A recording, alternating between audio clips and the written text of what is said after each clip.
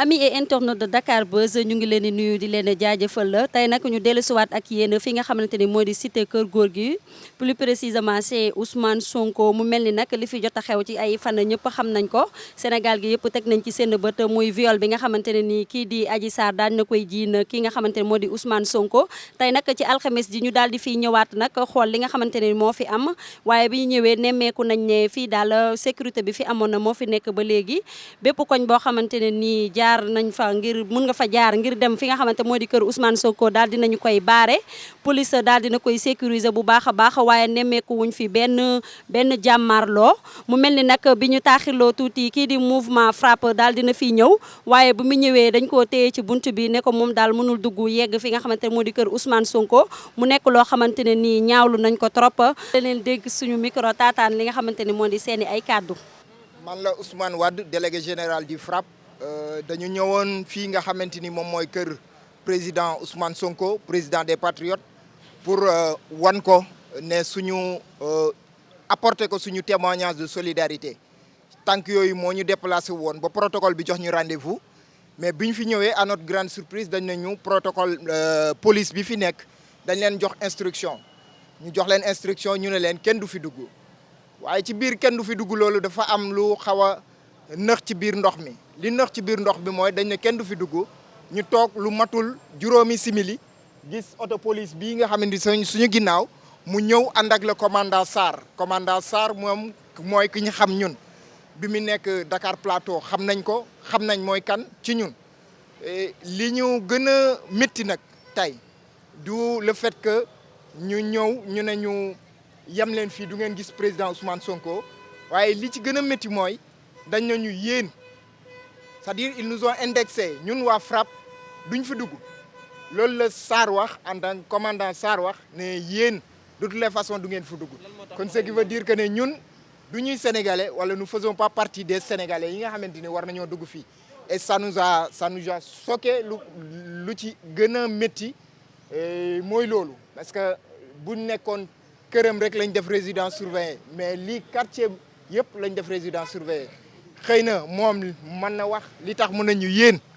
mu ciblé ñu pour stigmatiser ñu ne ñu yéen du ngeen fi dugg ñun xamuñu parce que ñun jàpp nañ ne ay sénégalais lañ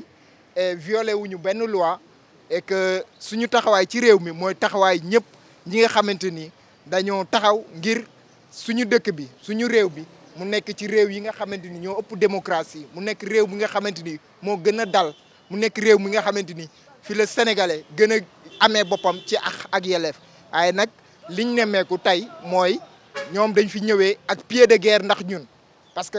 gisu leen fi woon oto bi biñ ñëwee la fi oto bi ñëw te buñ fi demee di ngeen remarquer par vous-même que ne oto bi day dem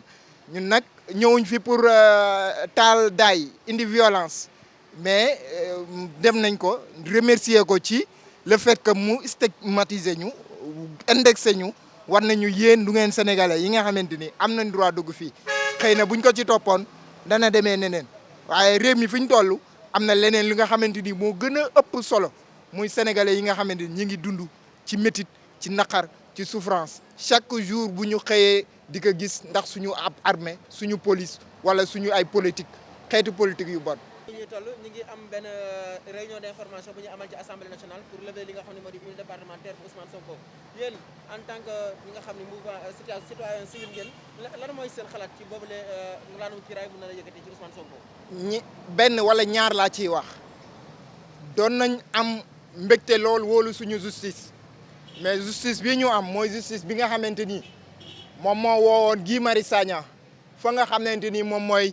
gendarmerie de recherche bu nekk Colobane téye ko di wut lu mu ko jàppee ñooñu ñoo bëgg a woo tey ki nga xamante ni moom mooy Ousmane Sonko ñooñu ñoom ñoo fas yéene dindi mbalaane kuuraayam bu fekkee ni justice rek mi ngi doxee ni mu war a doxee ci mim réew yaakaar nañ ne duñ ci am benn xel ñaar ne xam nañ ne bu boobaa sénégalais li leen ñor mooy dëgg te dëgg gi tam waruñ ci am mbiccoo wala mbaaloo dafa war a nekk dëgg goo xamante ni dañuy jóg rek mu nekk loo xamante ni yàlla rek a tax ñu atte ba xam fan la dëgg féete bu boobaa ñi am dëgg xam ne ñoo am dëgg ñu am toor ñu xam ne ñoo am toor et que ñu bañ a nekk ci li nga xamante ni moom mooy ay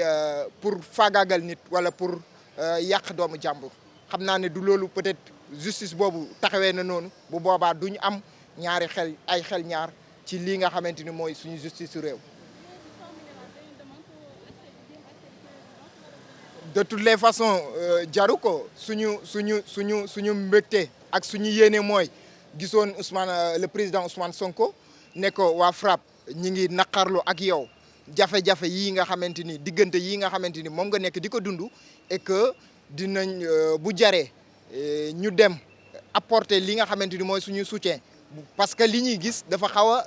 tey xel parce que politique la gën a jege que ay ñaari citoyens sénégalais yu am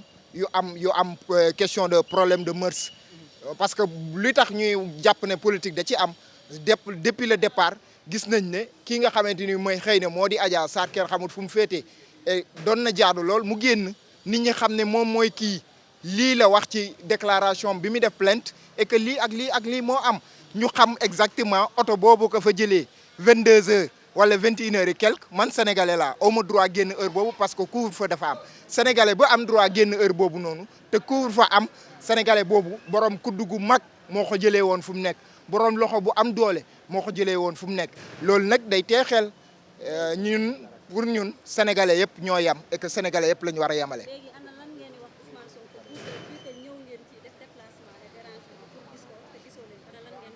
waaw mo ñu ngi koy de toutes les façons liñ ko waroon a wax xëy na mën naa doon privé jarul la fësal ci média yi mais de toutes les façons li ñu xam ba xam ko mooy en tout cas FRAPP tournure bii nga xamante ni question bi am na ko jàppee wuñ ne waroon na mën a nemeel nii et que loolu lañ ñëwoon pour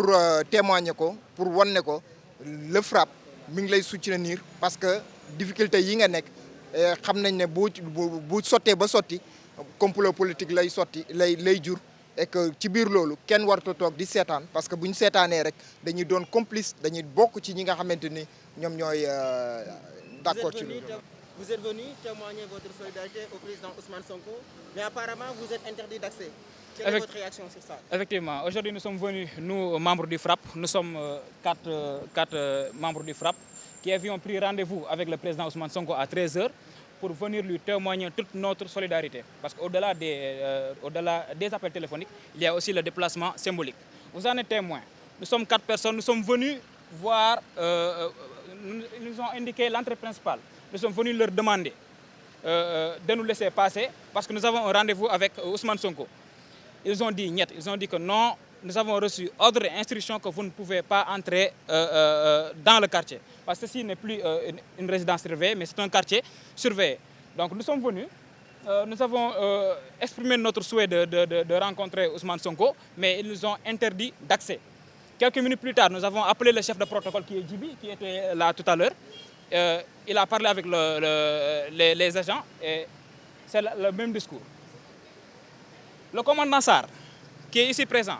nous a trouvés sur place. Nous pensons qu'il est venu exprès pour nous. Nous le connaissons parce qu'il était au commissariat Plateau. On ne sait plus où il est maintenant. Ce qui est sûr qu'il a tenu un langage vraiment très dur envers nous. Au commencement, c'était personne ne doit avoir accès ici aujourd'hui, ce sont les inscriptions. Mais après, il a dit, nous ne pouvons pas avoir accès, nous n'allons pas entrer ici. Donc il a bien précisé. Effectivement, il n'a pas cité vous, membres du FRAPP, il a dit que vous, aujourd'hui, vous n'allez pas rentrer ici. Donc c'est sûr qu'il est venu exprès pour nous empêcher de rentrer chez Ousmane Sonko. Ceci est stigmatisant, ceci est vraiment choquant. Et ce que nous pensons, c'est que ces gens-là veulent vraiment maintenir Ousmane Sonko dans une résidence surveillée. Donc ce qu'on peut dire aujourd'hui, des citoyens sénégalais se sont déplacés pour voir Ousmane Sonko et les policiers les ont interdits d'accès, ce qui n'est pas normal. Nous n'allons pas créer un attroupement ou bien semer le désordre, parce que ce n'est pas ce qui nous amène aujourd'hui ici. Ce qui nous amène, c'était témoigner notre sympathie, notre solidarité envers le président du PASTEF, M. Ousmane Sonko. Et voilà, c'était tout. Donc maintenant, ce que nous voulions dire vraiment, c'est que vous êtes témoin des faits. Vous êtes témoin des faits parce que ce qui est sûr, c'est qu'il n'y a aucune loi aujourd'hui qui nous interdit de rentrer ou bien d'avoir accès dans ce quartier-là. Donc ce qui n'est pas normal. Et les conséquences seront vraiment... bon, c'est un début de conséquence. L'essentiel, c'est qu'aujourd'hui, nous allons prendre acte de cette forfaiture et nous allons apprécier la suite à donner à cet acte que nous qualifions d'ignoble. Actuellement, écoutez, Ousmane Sonko savait qu'on allait arriver, nous avions rendez-vous. Aujourd'hui, le commissaire ne veut pas qu'on rentre ici parce qu'il a reçu des instructions claires. Nous prenons acte et nous rentrons chez nous, en espérant que les autorités ne vont pas continuer sur cette lancée. Parce que ce qui est sûr et certain, c'est qu'ils l'ont fait avec nous, ils peuvent le faire avec d'autres personnes. Et ils n'ont pas le droit d'interdire à Ousmane Sonko de recevoir des personnes chez lui. actuellement, une réunion d'information se tient à l'Assemblée nationale pour la levée de l'immunité parlementaire du député Ousmane Sonko. Qu'en pensez-vous? Hier, nous avions fait une conférence de presse pour dénoncer cette cabale politique. Aujourd'hui, cette réunion d'information à l'Assemblée nationale n'est que conséquence de cette cabale politique. Donc, ce que nous pensons, aujourd'hui, l'Assemblée nationale a une majorité mécanique qui ne respecte ni loi, ni droit. Et pourtant, c'est eux qui votent les lois. Ce qui est quand même dommage et grave. Toutes les lois qui viennent du président sont votées sans débat. C'est ce que nous avons vu. Il est fort probable que son immunité soit levée. Ce que nous savons, c'est que nous ferons tout ce qui est en notre pouvoir, tout ce qui est possible, tout ce qui est légaliste, nous le ferons